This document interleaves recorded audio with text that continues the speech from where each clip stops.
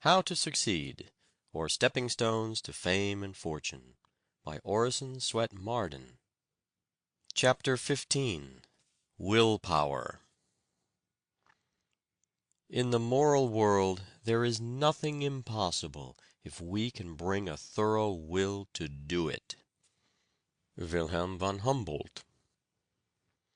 It is firmness that makes the gods on our side. Voltaire. Stand firm, don't flutter. Franklin. People do not lack strength, they lack will. Victor Hugo. Perpetual pushing and assurance put a difficulty out of countenance and make a seeming difficulty give way. Jeremy Collier. When a firm, decisive spirit is recognized, it is curious to see how the space clears around a man and leaves him room and freedom. John Foster.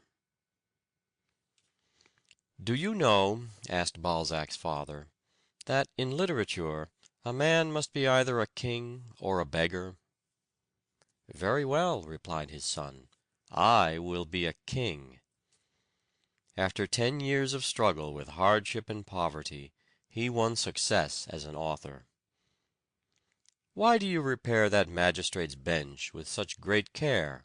asked a bystander of a carpenter who was taking unusual pains. "Because I wish to make it easy against the time when I come to sit on it myself," replied the other. He did sit on that bench as a magistrate a few years later. "I will be a Marshal of France and a great general," exclaimed a young French officer as he paced the room with hands tightly clenched. He became a successful general and a Marshal of France.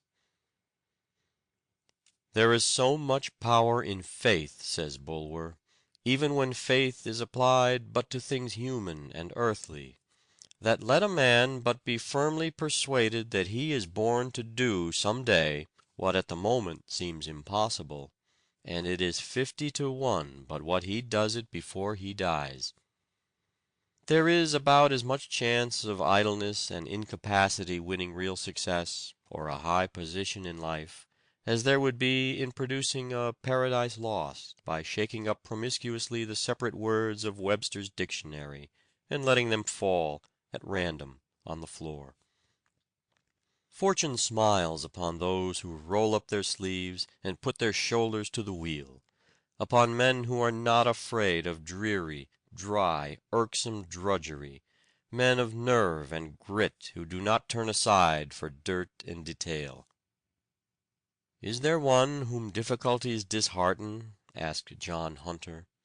"He will do little. Is there one who will conquer? That kind of man never fails."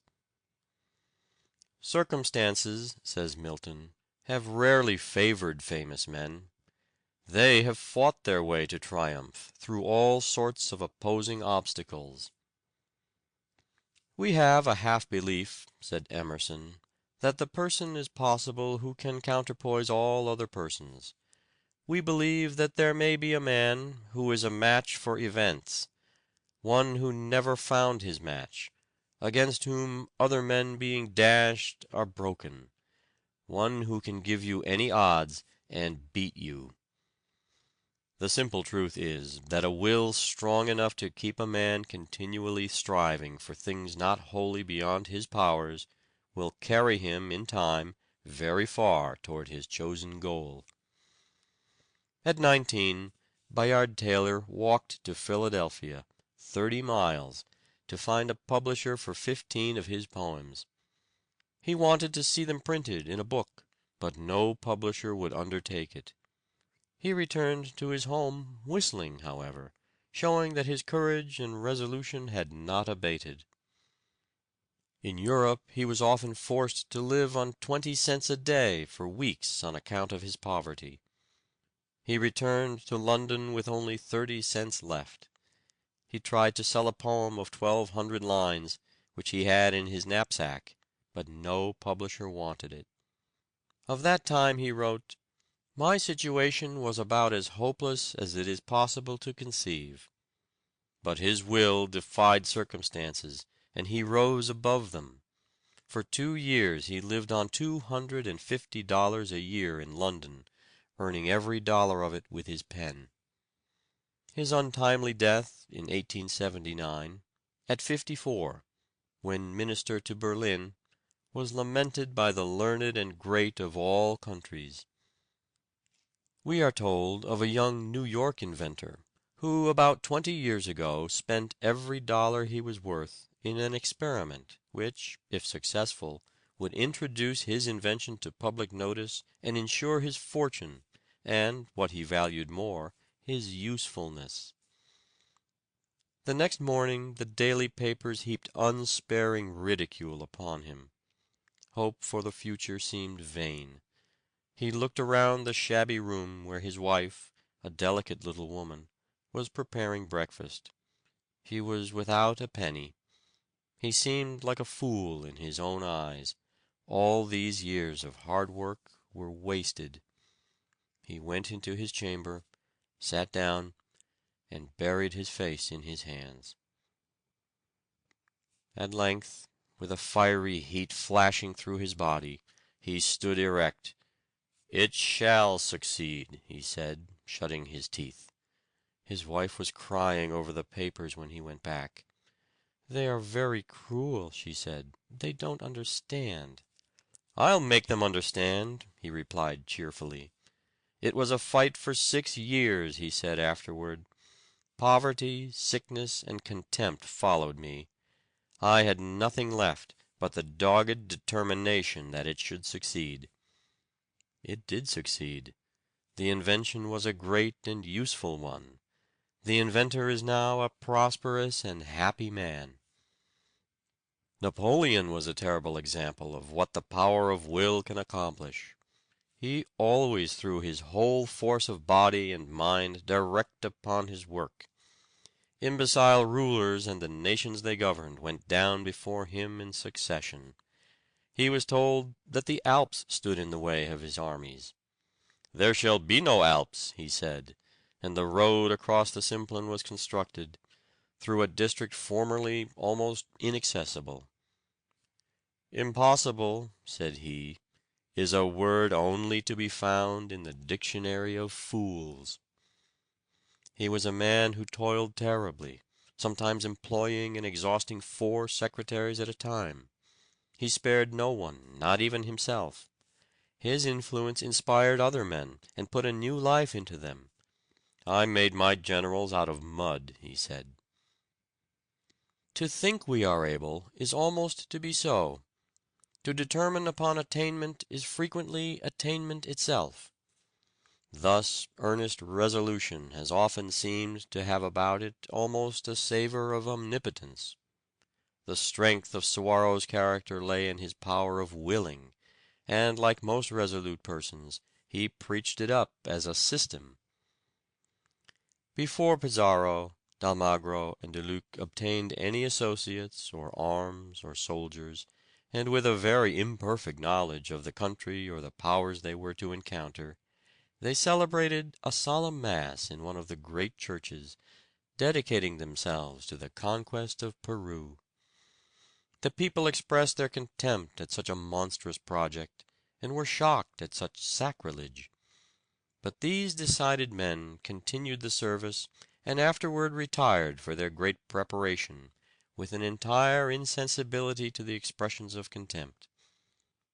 Their firmness was absolutely invincible. The world has deplored the results of this expedition, but there is a great lesson for us in the firmness of decision of its leaders. Such firmness would keep to its course and retain its purpose unshaken amidst the ruins of the world. At the Battle of Marengo, the French army was supposed to be defeated, but while Bonaparte and his staff were considering their next move, Desailly suggested that there was yet time to retrieve their disaster, as it was only about the middle of the afternoon. Napoleon rallied his men, renewed the fight, and won a great victory over the Austrians, though the unfortunate Desailly lost his own life in that field. What has chance ever done in the world? Has it built any cities? Has it invented any telephones, any telegraphs? Has it built any steamships, established any universities, any asylums, any hospitals? Was there any chance in Caesar's crossing the Rubicon? What had chance to do with Napoleon's career, with Wellington's, or Grant's, or von Moltke's? Every battle was won before it was begun. What had luck to do with Thermopylae, Trafalgar, Gettysburg? Our successes we ascribe to ourselves, our failures to destiny. A vacillating man, no matter what his abilities, is invariably pushed to the wall in the race of life by a determined will. It is he who resolves to succeed, and who at every fresh rebuff begins resolutely again, that reaches the goal. The shores of fortune are covered with the stranded wrecks of men of brilliant ability, but who have wanted courage, faith, and decision, and have therefore perished in sight of more resolute but less capable adventurers who succeeded in making port. Hundreds of men go to their graves in obscurity, who have been obscure only because they lacked the pluck to make a first effort, and who, could they only have resolved to begin, would have astonished the world by their achievements and successes. The fact is, as Sidney Smith has well said, that in order to do anything in this world that is worth doing, we must not stand shivering on the bank and thinking of the cold and the danger, but jump in and scramble through as well as we can.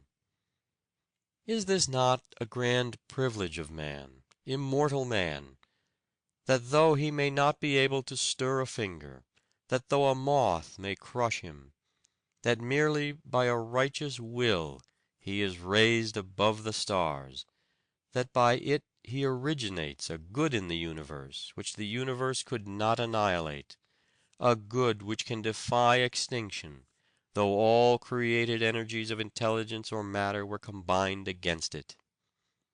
A man whose moral nature is ascendant is not the subject, but the superior of circumstances. He is free, nay more, he is a king. And though this sovereignty may have been won by many desperate battles, once on the throne, and holding the scepter with a firm grasp, he has a royalty of which neither time nor accident can strip him. What can you do with a man who has an invincible purpose in him, who never knows when he is beaten, and who, when his legs are shot off, will fight on the stumps? Difficulties and opposition do not daunt him. He thrives on persecution.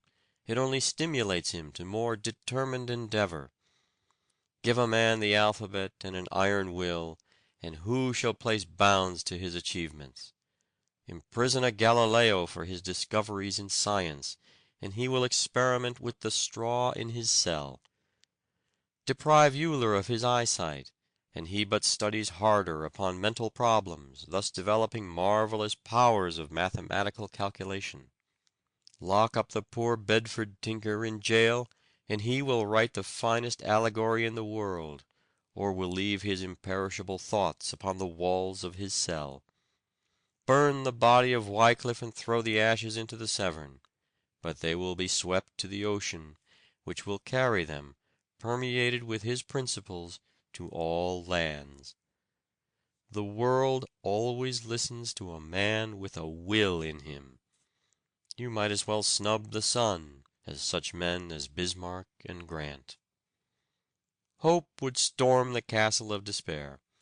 It gives courage when despondency would give up the battle of life. He is the best doctor who can implant hope and courage in the human soul. So he is the greatest man who can inspire us to the grandest achievements. Our remedies oft in ourselves do lie, which we ascribe to heaven. The fated sky gives us free scope, and only backward pulls our slow designs when we ourselves are dull. How much I could do if I only tried. End of chapter 15. Recording by David Martin.